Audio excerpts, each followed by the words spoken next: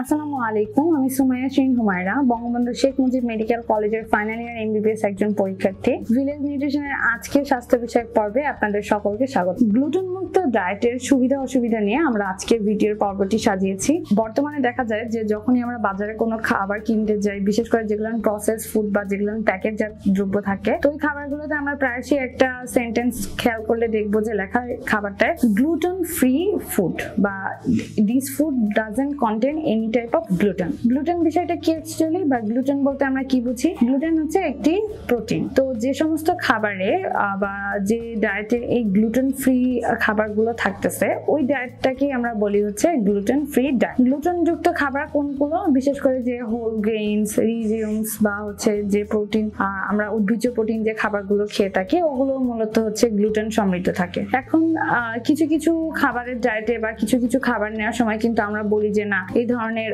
Vegetables বা লিজিউমস বা whole grains খাবারগুলো আমাদের নিতে হয়, স্পেশালি যারা প্ল্যান্ট বেসড ডায়েট ফলো করে তাদের ক্ষেত্রে। তো তাদের খাবারে কিন্তু অনেক বেশি করে গ্লুটেনের পরিমাণটা থাকে। তো এই গ্লুটেনের পরিমাণটা আমাদের বডির জন্য কিছু কিছু ক্ষেত্রে হার্মফুল। এজন্য তখন দেখা যায় যে আমরা গ্লুটেন ফ্রি ডায়েটের জন্য এনকারেজ করে থাকি। তো গ্লুটেন ফ্রি ডায়েট বলতে অ্যাকচুয়ালি আপনি কি করবেন বা এটার কি সুবিধা, চলুন সে সম্পর্কে জেনে নেওয়া যাক।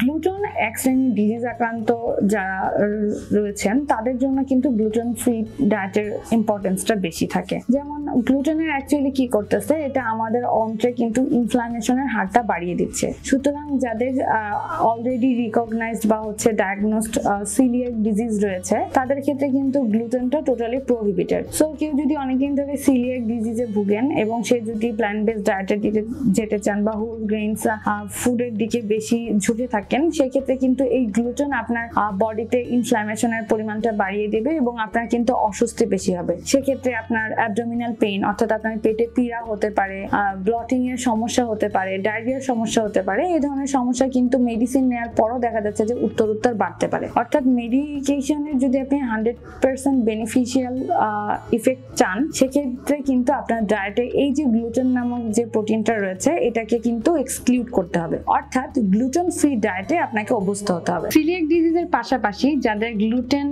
সেনসিটিভিটি রয়েছে, অর্থাৎ গ্লুটেন জাতীয় ফুড নেওয়ার পর দেখা যায় যে তাদের বিভিন্ন ধরনের অ্যালার্জি বা হচ্ছে স্কিন ডিজিজ, সোরিয়াসিস, এক্সিমা, এগুলোর প্রবণতা হয় বা এগুলোর অ্যাট্রাকটা বেড়ে যায়। অর্থাৎ তাদের ডায়েট প্ল্যানে কিন্তু এই গ্লুটেন ফ্রি মিলগুলো থাকতে হবে।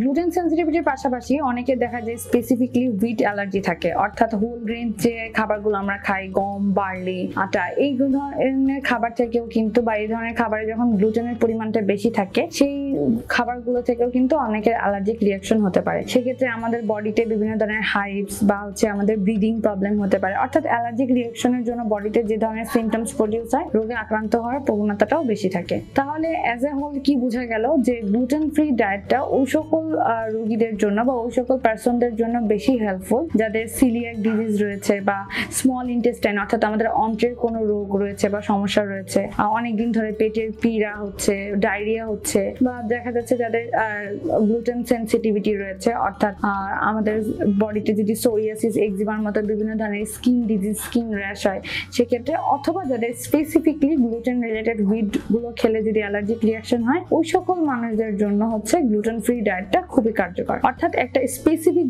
জনগোষ্ঠীর জন্য কিন্তু গ্লুটেন ফ্রি ডায়েটটা রিকমেন্ডেড। এই সমস্যাগুলো যাদের আছে তারা ছাড়া কি কেউ গ্লুটেন ফ্রি ডায়েট নিবে না, বা তাদের ক্ষেত্রে গ্লুটেন ফ্রি ডায়েটটা অ্যাকচুয়ালি কি হেল্প করতেছে? নর্মাল মানুষের জন্য গ্লুটেন ফ্রি ডায়েট নিলে হয়তো বা ওয়েট লসের যে জার্নিটা সেটা দ্রুত হতে পারে, কিন্তু আপনি যদি চিন্তা করে দেখেন যে আপনি যে খাবারগুলো মানে গম, বার্লি, আমরা ইন্দোনেশিয়ান যারা দেখা যাচ্ছে আমাদের 3 বেলা মিলের মধ্যে 1 বেলা অবশ্যই রুটি রাখি বা রুটি রাখার চেষ্টা করি, সেক্ষেত্রে যদি আপনি গম, বার্লি, জব বা হোল গ্রেইনস যে ফুডগুলো রয়েছে ওগুলোকে অ্যাভয়েড করেন, সেক্ষেত্রে কিন্তু আপনার ডায়েটে একটা গ্রেট ইম্প্যাক্ট পড়বে। আপনার ডায়েট প্ল্যান সাজানোর ক্ষেত্রেও কিন্তু দেখা যাবে যে অনেক ধরনের সমস্যা সৃষ্টি হচ্ছে। পাশাপাশি এই যে গ্লুটেন ফ্রি ডায়েটের কথা আমরা বলি, অর্থাৎ গ্লুটেন ফ্রি ফুড যদি আপনি খেতে যান, সেটা কিন্তু মোর কস্টলি। অর্থাৎ কেউ গ্লুটেন ফ্রি ডায়েট করার জন্য কিন্তু তাকে ফিনান্সিয়ালি দিকটাও একটু চিন্তা করতে হবে এবং ফিনান্সিয়াল একটা ভালো ইনভেস্টমেন্ট যাবে এই গ্লুটেন ফ্রি ডায়েটটাকে ফলো করার জন্য। পাশাপাশি এই গ্লুটেন ফ্রি ডায়েট কিন্তু যখন আপনি মেনটেন করবেন, তখন কিন্তু আপনাকে অনেক লিমিটেড ফুড খেতে হবে। সো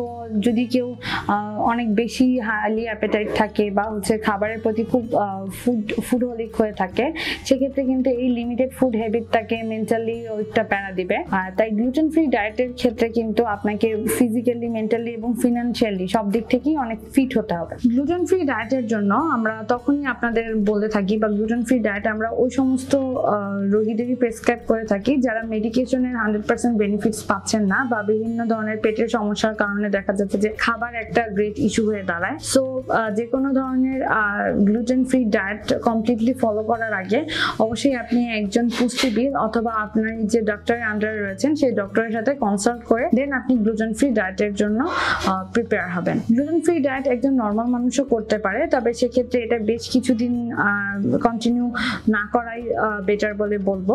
দেখা যাচ্ছে যে গ্লুটেন ফ্রি ডায়েটের যদি কারো স্পেসিফিক কোনো রিজন না থাকে তাহলে গ্লুটেন ফ্রি ডায়েটটার জন্য অতটা আমরা কাউকে উদ্বুদ্ধ করতে চাই না। তবে গ্লুটেন ফ্রি ডায়েটের কিছু বেনিফিটস আমি অলরেডি বলেছি। সো যদি আপনি ওই ধরনের বেনিফিশিয়াল ইফেক্টগুলো নিজের বডিতে চান সেক্ষেত্রে আপনি অবশ্যই গ্লুটেন ফ্রি ডায়েটটি ফলো করতে পারেন। ধন্যবাদ আমাদের সাথে থাকার জন্য। আশা করি এই ভিডিওটি দেখে আপনি গ্লুটেন ফ্রি ডায়েট বা গ্লুটেন ফ্রি ফুডস বলতে আমরা কি বোঝাই বা গ্লুটেন রিলেটেড ফুড কোনগুলো সেই সম্পর্কে একটি সম্যক ধারণা পেয়েছেন। আমাদের ভিডিওটি যদি আপনার ভালো লেগে থাকে তাহলে অবশ্যই আমাদের চ্যানেলটিকে সাবস্ক্রাইব করবেন। আপনারা আপনার পরিবারের সুস্বাস্থ্য কামনা করছি।